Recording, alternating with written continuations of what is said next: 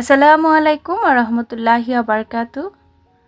দূরে বা কাছে যে যেখান থেকে আমার আজকের ব্লগ ভিডিওটা দেখছেন, আশা করি সবাই অনেক ভালো আছেন।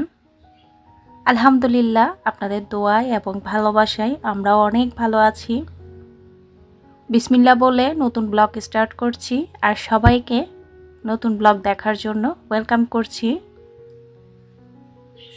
তো সত্যি বলতে এই বছর এত বেশি গরম পড়ছে। মে মাসের দিকে কিন্তু গরম পড়ে ঠিক আছে, বাট এবছর প্রথমের দিক থেকে কেন জানি গরমটা স্টার্ট হয়ে গেছে, যেটা কিনা সহ্য করা যাচ্ছে না। আর সত্যি বলতে আমরা যারা গরমের দেশগুলোতে আছি তারা তো ভালো করেই জানি গরম জিনিসটা কি।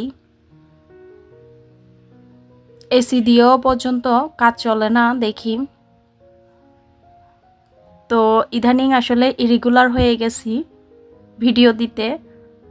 আসলে একটা ভিডিও মেক করতে কিন্তু সময় লাগে, তো ভিডিওটা এডিট করে নিই, বাট ভয়েস দিতে গেলে খুবই কষ্ট হয়ে যায়, যার কারণে কিন্তু রেগুলার ভিডিও দিতে পারছি না আর কি।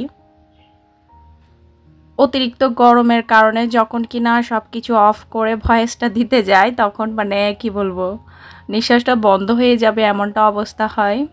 তো যাই হোক, আজকে আমি আপনাদের সাথে শেয়ার করছি এই যে দেখেন আরবিরা কিভাবে সি ফুড খায়।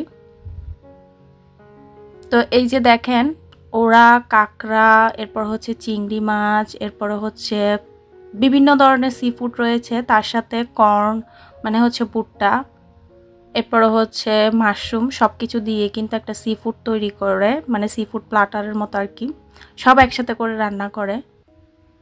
তো এক্ষেত্রে যেটা হয়, আমরা আসলে যেহেতু বাঙালি আমরা একটু মশলাদার খাবার খেতেই পছন্দ করি। তো ওদের খাবারটা আসলে আমাদের কাছে তেমনটা ভালো লাগে না। হ্যাঁ, টেস্ট ঠিক আছে, বাট আমাদের দেশীয় যে টেস্টটা পাই আমরা সেরকম কিন্তু নাই। তো ওরা খুবই এমনি স্যুপের মতো করে এটাকে তৈরি করে। আছে, খারাপ না খেতে, বাট আমার কাছে মনে হয়েছে একটু যদি মশলা দিয়ে রান্না করি তাহলে খেতে হয়তো বেশি ভালো লাগবে। তো সত্যি বলতে আমাদের দেশে বিশেষ করে চট্টগ্রামে নেভালের যে কাঁকড়াটা খাওয়া হয় সেটা তো অনেক মিস করি। তো বাসায় মাঝে মাঝে রান্না করি, তো কাঁচা অবস্থাতে যদি রান্না করা হয় সেটা টেস্ট কিন্তু অসাধারণ আসে। তো এগুলো যেহেতু আসলে রান্না করা ছিল, তো আবারও যেহেতু মশলা দিয়ে করেছি, মোটামুটি ঠিক হয়েছে, খাবারের উপযোগী হয়েছে। বাট ওই যে কাঁচা অবস্থাতে রান্না করলে মশলা দিয়ে যে টেস্টটা আসে সেটা কিন্তু পাওয়া যায়নি। তো যাই হোক, আরবিরা যেগুলো করে সেগুলো খেতে কিন্তু ভালো লাগে, খারাপ না। বাট ওই যে বললাম আমরা যেহেতু বাঙালি একটু মশলাদার খেতেই ভালোবাসি, সেজন্য একটু মশলা দিয়ে করলাম আর কি। আর এই তো এ পাশে আজকে আপনাদের সাথে খুবই মজার একটা রেসিপি শেয়ার করব, যেটা আপনারা শুধু পটেটো দিয়ে তৈরি করতে পারবেন। তো আমরা অনেকে আছি বাচ্চাদের টিফিন, এরপরে হচ্ছে বিকালের নাস্তা নিয়ে চিন্তিত থাকি। আসলে এভাবে করে যদি আপনারা একদিন বানিয়ে রাখেন তাহলে কিন্তু আর কষ্ট করতে হবে না। আর এইটা তৈরি করার জন্য কিন্তু এই নাস্তাটা এত বেশি খরচ হবে না। তা আমি প্রথমে কিন্তু চিকেন, পেঁয়াজ, রসুন, ধনিয়া পাতা, কাঁচামরিচ, এরপর হচ্ছে ধনিয়া গুঁড়া, জিরার গুঁড়া, সাথে দিয়েছিলাম সয়া সস, এরপর অল্প করে ভিনেগার, লেবু রস, স্বাদ মতো লবণ, এগুলো দিয়ে কিন্তু আমি সব কিছু ব্লেন্ড করে নিয়েছি। তো এদিক দিয়ে একটা কথা বলে দিই, সেটা হচ্ছে আপনারা যদি চান এখানে চিকেনটা অ্যাভয়েড করতে পারেন, আর যদি চান এখানে আপনারা সামনে যেহেতু কোরবানি ঈদ আসছে তাহলে কিন্তু চাইলে এখানে গরু মাংস দিয়ে পেস্ট করে নিতে পারেন সব কিছু। আর যদি আপনারা আলু দিয়ে, শুধুমাত্র আলু দিয়ে তৈরি করতে চান তাহলে বাকি উপকরণ সবগুলো কিন্তু কাটাকাটি যেগুলো আছে, পেঁয়াজ, রসুন, এরপর হচ্ছে আদা, তারপর রয়েছে হচ্ছে ধনিয়া পাতা, কাঁচামরিচ, এগুলো একদম চপের মতো করে দিতে পারেন, এতে করে কিন্তু হয়ে যাবে। তো আমার ছেলে, এরপরে হচ্ছে হাজব্যান্ড, ওরা কিন্তু চিকেনের নাস্তাটা বেশি পছন্দ করে, যার কারণে আমি এখানে চিকেন ইউজ করেছি, 500 গ্রাম মতো দিয়েছি। আপনারা শুধুমাত্র আলুটা দিয়ে বাকি উপকরণ সব কিছু দিয়ে তৈরি করে নিতে পারবেন।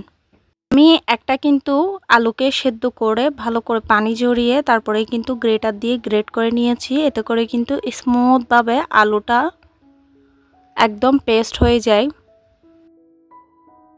এরপরে আমি এখানে দিয়ে দিয়েছিলাম হচ্ছে 2 টেবিল চামচ পরিমাণ কর্নফ্লাওয়ার, তারপরে দিয়ে দিয়েছি হচ্ছে ময়দা। তো ময়দাটা পরিমাণ অনুযায়ী দিতে হবে। এটা যখন কিনা আপনারা মিক্স করবেন তখন বুঝতে পারবেন। আমি যেহেতু এখানে চিকেন ইউজ করেছি যার কারণে মিক্সচারটা একটু মানে পেস্ট মানে পাতলা জাতীয় হয়েছে আর কি।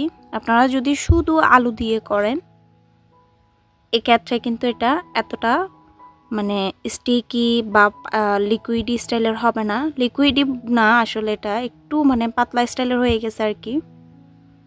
তো সমস্যা নাই, আলু দিয়ে করলে কিন্তু এটা এভাবে হবে না আর কি। তো যাই হোক, আমি এখানে অল্প অল্প ময়দা দিয়ে মিক্সচারটা তৈরি করে নিচ্ছি। একটু স্টিকি থাকবে বাট বেশি পাতলা রাখা যাবে না। তাই তো আমি মিক্স করে নিলাম। তো এতক্ষণ পর্যন্ত ধৈর্য সহকারে যারা যারা আমার ভিডিওটা দেখছেন তাদেরকে মন থেকে অসংখ্য ধন্যবাদ জানাই। আর যারা নতুন আজকে আমার চ্যানেলটা ভিজিট করছেন তাদেরকে সবাইকে অনুরোধ করব, প্লিজ ভিডিওর কোথাও কোনো অংশ ভালো লাগলে তাহলে আমার চ্যানেলের সাথেই থেকে যাওয়ার অনুরোধ রইল। সেই সাথে সবাইকে অনুরোধ করব, প্লিজ যদি লাইক করতে ভুলে যান তাহলে প্লিজ একটি লাইক করে দিবেন। আর আপনাদের মূল্যবান মতামতটা আমার কমেন্ট বক্সে রেখে যাবেন। আপনাদের কমেন্টস পড়তে আমার কাছে অনেক ভালো লাগে। আর কমেন্টস যখন পাই তখন অনেক অনুপ্রেরণা যোগে আবারও নতুন কোনো ভিডিও আপলোড দেওয়ার জন্য। তো এই তো আমি এগুলো করে তার উপরে অল্প করে অয়েল দিয়ে দিয়েছি। এরপর হাতের মধ্যে কিছুটা অয়েল লাগিয়ে নিয়েছি। এখন আমি শেপ দিয়ে দিচ্ছি। তো যে যেরকমটা খেতে পছন্দ করেন সেই স্টাইলের তৈরি করতে পারেন। অনেকে ফিঙ্গার স্টাইলের তৈরি করতে পারেন, অনেকে চাইলে কাবাব বা টিকিয়ার মতো করে করতে পারেন বা বলের মতো করে করতে পারেন। তো আমি করছি হচ্ছে ডোনাট। আসলে বাচ্চারা ডোনাটটা খুবই পছন্দ করে।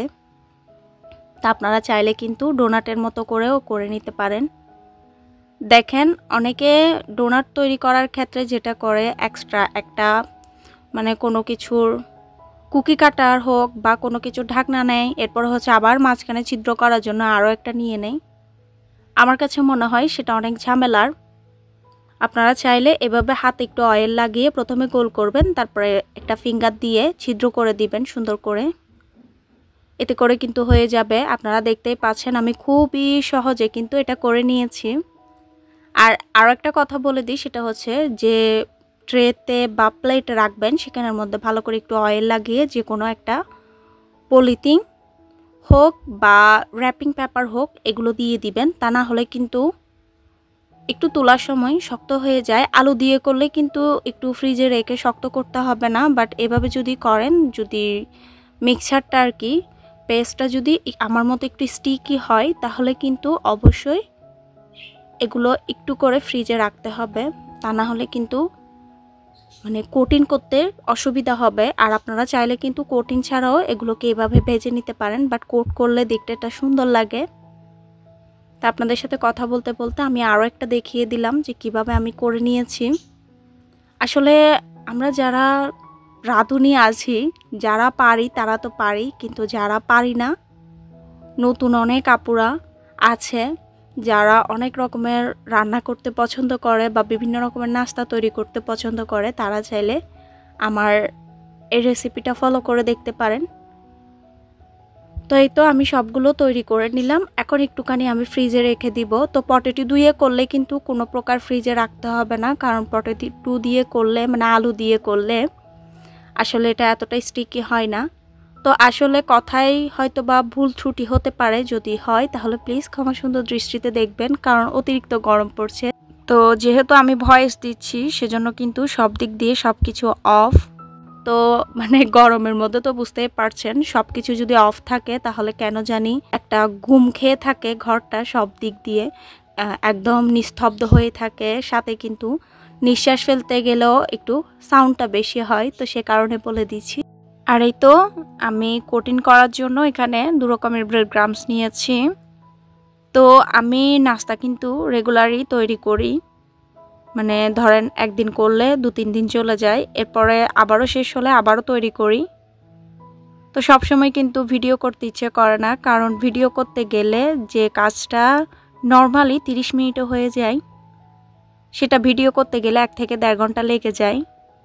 তো যার কারণে আমি যখনই মানে ইদানিং তৈরি করছি আর ভিডিও করছি না, এটা আমার রমজানের ছিল ভিডিওটা, তো ভাবলাম আপনাদের সাথে শেয়ার করি। আর কিছুদিন আগে আমি কিন্তু এভাবে তৈরি করে খেয়েছি, তো ভাবলাম আর কি আপনাদের সাথে শেয়ার করি রেসিপিটাও। তো যেহেতু আগে ছিল ভিডিও করা, সেজন্য এখন আর নতুন করে ভিডিও করলাম না। তো যাই হোক, আমি এখানে 2 রকমের ব্রেড ক্রাম্বস নিয়েছি। আপনারা চাইলে কিন্তু পাউরুটিকে ব্লেন্ড করে জাস্ট তারপরে এগুলোর মধ্যে কোট করে নিতে পারেন, কোনো সমস্যা নাই। আমি এখানে প্রথমে কর্নফ্লাওয়ারের মধ্যে একটু গড়িয়ে নিয়েছি, তারপরে ডিমে ডিপ করে এরপরে ব্রেড গামে কোট করে নিচ্ছি। তো এগুলোকে কিন্তু আমি কিছুক্ষণের জন্য ফ্রিজেও রেখেছি, প্রায় 30 মিনিট মতো। এতে করে এগুলো একটু শক্ত হয়ে গেছে, আর একটু যখন শক্ত হয়ে যায় তখন কিন্তু এটা কোটিং করতে খুবই সহজ হয়। নরম থাকলে কিন্তু এতটা মানে কোটিং করতে ইজি হয় না আর কি, মানে সহজ হয় না। এদিকে ধরলে এদিক দিয়ে, এদিকে ধরলে এদিকে, মানে নাড়াচাড়া হয়ে যায়, তো শেপটা নষ্ট হয়ে যায়। আপনারা যদি এভাবে শক্ত করে একটু তারপরে কোটিংটা করেন, এতে করে কিন্তু শেপটা নষ্ট হবে না। আর যারা চান না তারা চাইলে কোটিং ছাড়াই এটাকে ডিরেক্টলি সাথে সাথে ভেজে নিতে পারেন তেলের মধ্যে। তেলের টেম্পারেচারটা একটু খেয়াল করে তারপরে ভাজবেন, এতে করে হয়ে যাবে। তো কথা বলতে বলতে আমি ভিডিও শেষ পর্যায়ে চলে আসলাম। এই যে দেখেন, আমি ওই যে বললাম রমজানে তৈরি করেছি, তো তার ভিডিও থেকে আমি দেখিয়ে দিচ্ছি, দেখেন কেমনটা হয়েছে। ভিডিও আর বড় করছি না। ভিডিও ভালো লাগলে সবাইকে অনুরোধ করবো আবারও প্লিজ একটি লাইক করতে ভুলবেন না, সাথে অবশ্যই কমেন্ট করে জানাবেন ভিডিও কেমন লাগলো। আজকের মতো বিদায় নিচ্ছি। সবাই ভালো থাকবেন, সুস্থ থাকবেন। টাটা, আল্লাহ হাফেজ।